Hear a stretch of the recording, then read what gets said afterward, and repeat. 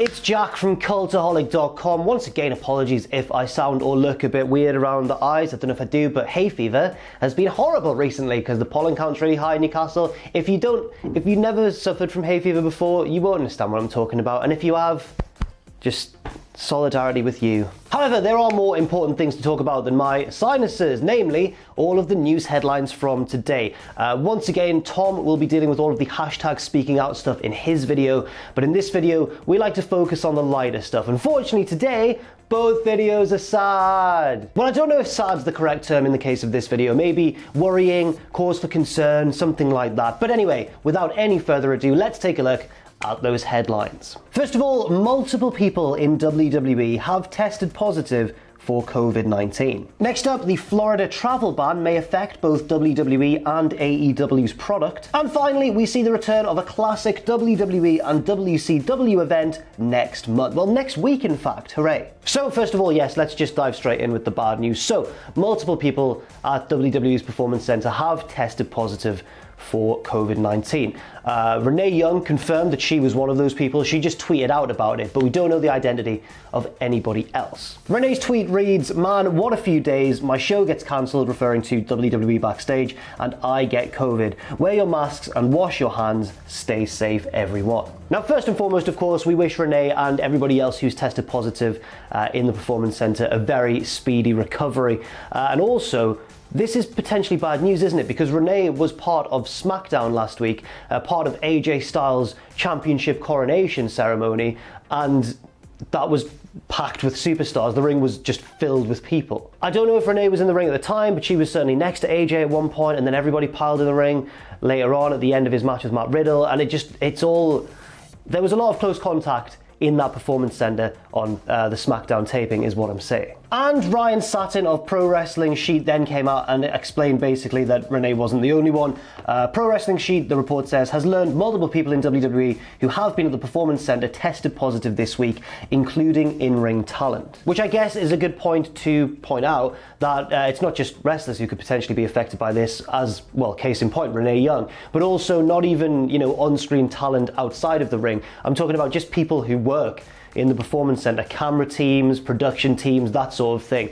Because, putting on a wrestling show is a far bigger operation than it even looks on camera to be. Satin's report continues saying that even though it's unclear when these tests were taken or how many of them were for wrestlers, at least 3 people have received positive results back. Now on to WWE's response to this news. You must be thinking, well, they've got to shut down production for a little while, right? No, absolutely wrong. Why would you think that? In fact, you may remember that last week, a developmental prospect from, the Performance Center / NXT did test positive also, and that only shut down production for a day. Everybody present at the time apparently got tested, and then, it was allowed to commence once, the negative test results had come back. However, Ryan Satin does point out that it's unclear apparently whether this round of positive test results we're reporting on today are related to those tests taken last week, or whether a new round of testing was done. So what steps will WWE be taking? Well, according to Sean Ross Sapp of Fightful, apparently there will no longer be friends and family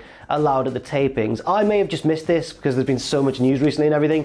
I wasn't aware that friends and family were allowed at the tapings. I thought it was strictly limited to those who were, needed to be there for their jobs. I don't understand. And then WWE released a statement yesterday saying, a slightly misleadingly worded statement, I want to add, by the way, saying WWE will continue COVID-19 testing of its talent, production crew and employees in advance of TV productions for the foreseeable future. I don't know if that's deliberately misleading or it's just slightly ambiguously worded, but the fact that the statement says WWE will continue testing, to me, seems to imply, we've been testing all along, which is not the case.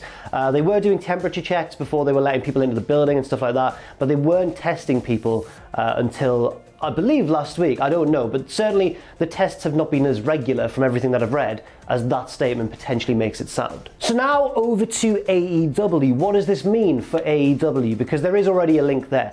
Obviously Renee Young is one of the people who is confirmed to have tested positive, and she is of course the wife of the current AEW World Champion, Jon Moxley. Well, Tony Khan tweeted out the following ahead of last night's Dynamite, saying, recently Jon Moxley had contact with someone who had contact with someone who had a positive test. Mox did the right thing and warned us. Doc asked him to stay home and get tested to protect us here at our test site. Cage will be in action tonight on Dynamite instead ahead of the title fight. Now I'm assuming the person that Moxley is referring to that he come into contact with is Renee Young. However, I don't know if that's really relevant because he could have, come into contact with anybody because the pandemic's called a pandemic because it's everywhere. So I don't know. I'm not certain how relevant that is. What isn't, up for debate is the fact that Moxley did the right thing. This also explains the reason for QT Marshall's absence on last night's Dynamite because he also came into contact with somebody who'd recently tested positive outside of the wrestling business. And not just that, not just QT, but all of the students at his training school were also not brought along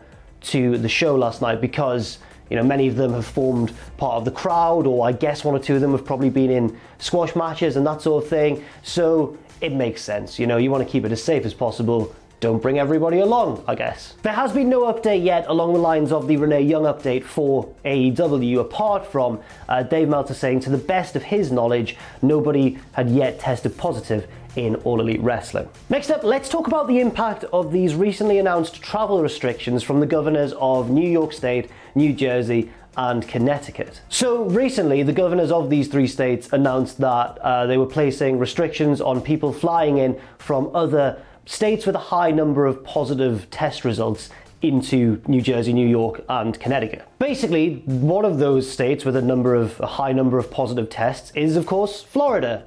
And that means that anybody flying from Florida to the Northeast, New York, New Jersey, and Connecticut would then be quarantined for 2 weeks. And who should this affect? Well, it affects both WWE and AEW because, of course, both promotions produce their shows currently in Florida, exclusively just in Florida for now. AEW as a roster have quite a lot of roster members who live in the Northeast and would have to travel there. Even if they're not from one of those three states, they may even have to go there to get to a nearby one. I don't really know the geography that well. Do you want to head to Rhode Island? Maybe just pop up. There's probably an airport in Boston, Jack, come on. But you see my point, the AEW have roster members who live in New York, New Jersey, or Connecticut. They're from that area and would have to be quarantined for 2 weeks if they flew home from Florida. Also, WWE is based in Connecticut. It's based in that very region. All of the execs live there. Titan Towers is there. It could really throw a wrench in the works. So how have the two promotions responded to this? Well, first of all, WWE has not officially responded, but apparently talent has said that they will be tested at every taping going forwards, and AEW have said that they are going to try and get around this by ensuring that everybody is tested after every trip. But again, nobody's really sure how much this is going to make a difference because the rule isn't, if you've been recently tested negative, then you can come on in. It's if you're flying from one of these states, you've got to be quarantined for 2 weeks if you want to get into Jersey, New York, or Connecticut. So we could be seeing, I think, either, an outright cancellation or delay of certain episodes of, Raw, Dynamite, SmackDown, whatever, or we could be seeing a very different roster, a limited roster, similar to the earlier days of lockdown a few months ago. I don't know. It's going to be interesting to see how WWE and AEW plan to get around this, if indeed they will even try to. Of course they're going to try to. They're plowing on regardless. And finally, WWE have announced the return of a classic WCW and WWE event, which is going to commence next week on NXT and finish the week after. So it's going to be a 2-week affair, and it's just totally nothing to do with the fact that Fyter Fest is using the same format, right guys? Yes, now it's pretty clear that WWE are doing this to compete with Fyter Fest because AEW are airing these two specials in lieu of an actual pay-per-view over the next 2 weeks in the Dynamite slot. So we're going to get 2 weeks of Fyter Fest. So over on NXT, we're going to get 2 weeks of the Great American Bash. And even though it's the same length of time, it's the same show essentially on the same networks, the matches look bigger. It's more sort of pay-per-view quality matches. This is actually going to be the first time that WWE has used the Great American Bash name for an event since an episode of SmackDown in 2012. The last Great American Bash pay-per-view was in 2008, and then The Bash was used for a pay-per-view in 2009. 3 matches have been announced for the first week of the NXT Great American Bash, and I'll read those off now. A fatal 4-way number 1 contenders match for the women's title between Dakota Kai, Tegan Nox, Candice LeRae and Mia Yim. A handicap match between Rhea Ripley and the team of Aaliyah and Robert Stone, her manager. If Rhea Ripley loses, she must join the Robert Stone brand. A strap match between Dexter Lumis and Roderick Strong. And then the following week, there's one match that's confirmed so far, and I'm about to do a bit of spoilers if you haven't seen NXT last night. So the only match announced for the second week of the Great American Bash on July 8th is the NXT champion Adam Cole taking on the North American champion Keith Lee in a winner-takes-all title versus title match. That's because last night on NXT, Keith Lee retained the North American title, winning that triple threat match against Finn Balor and Johnny Gargano to get his way into, I suppose, to book his ticket for this title versus title match against Cole. And that is it for now. Thank you very much for watching this news video. I've been Jack from Cultaholic.com. My recommended match for today is, I haven't even thought of this. I just waltzed in here without even having a recommended match. You know what? Why don't you go back to the Bash 2009, have a scan down those matches and just watch one of them. Don't remember if it was good or not, but trust me, it'll have some wrestling on it. Thanks once again for watching. Leave your thoughts in the comment section down below. Stay safe out there, stay positive, and I'll see you very soon.